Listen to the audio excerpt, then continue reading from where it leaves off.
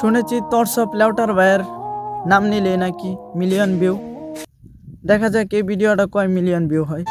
Hello everyone, আজকে চলে আসলাম গ্রামের সেই জায়গায় যেখানে কৃষি চাষ করা হয় অনেক কিছুই, যেমন ধান চাষ, আলু চাষ, কীরা চাষ ইত্যাদি অনেক কিছুই। সেখানে আজকে চলে আসলাম আমাদের ক্ষেতে, যেখানে আমরা চাষ করব। যাচ্ছি ক্ষেতের উদ্দেশ্যে, যেহেতু পানি শুকিয়ে গেছে। এখন ক্ষেতে অনেকগুলো কাজ করতে হবে, তারপর সেখানে বীজ বপন করতে হবে, তারপরেই তো ফসলের ছোঁয়া দেখা যাবে, তাই না? সো আমরা যাচ্ছি কাজে। দেখতেই তো পারতেছেন আমাদের হাওরটা কত সুন্দর, এক ধরনের দেখার মতো, যা বলতে হবে যে না, সত্যি অসাধারণ জায়গা। সো আমরা হাঁটতেছি ওই দিক দিয়ে গোদারা, ওই যে ওইটা আমাদের গ্রাম।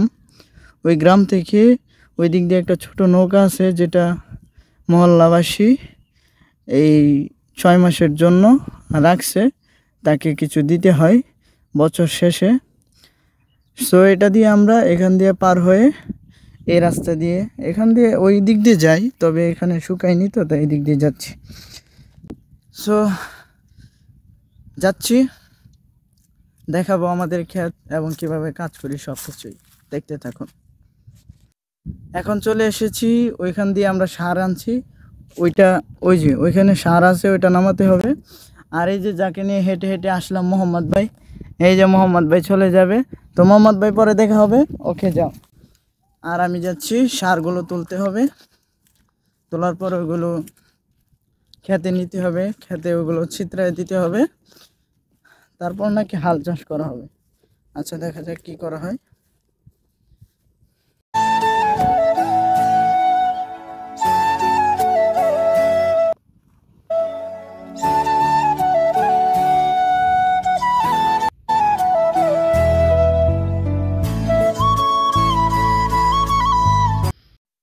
সো ফাইনালি খেতে এসে কাজেও লেগে গেছি। সো এখন যে ফেসটা দেখতেছেন না, এই ফেসটা কিছুক্ষণ পর না হয় কয়েকদিন পরে হলেও পরিবর্তন হয়ে যাবে, যেহেতু যেই তাপমাত্রা রোদ, এই রোদের মধ্যে কাজ করলে হ্যাঁ,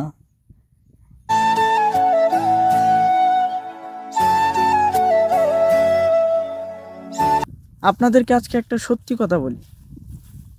আপনারা যারা গ্রামের ছেলেদেরকে কাইল্লা, ক্ষেত অনেক কিছুই বলেন, শুধু তাদেরকেই বলছি, আপনারা যে শহরে থাকেন, সেই শহরে যদি এই কাইল্লা ছেলেটাও যায়, 2-3 মাস থাকে, তাহলে তার ফেস পরিবর্তন দেখতে পারবে।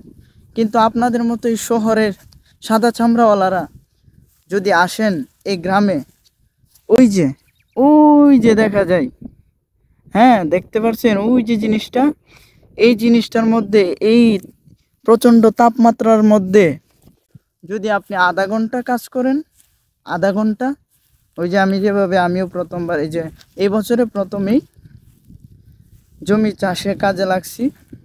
তবে আমরা প্রত্যেক বছরই করি, এটা আমাদের অভ্যস্ত, তবে স্কিন পরিবর্তন হয়ে যায়। তবে আপনারা যারা ওই যে শহরের আছেন না, সাদা চামড়াওয়ালা, তারা যদি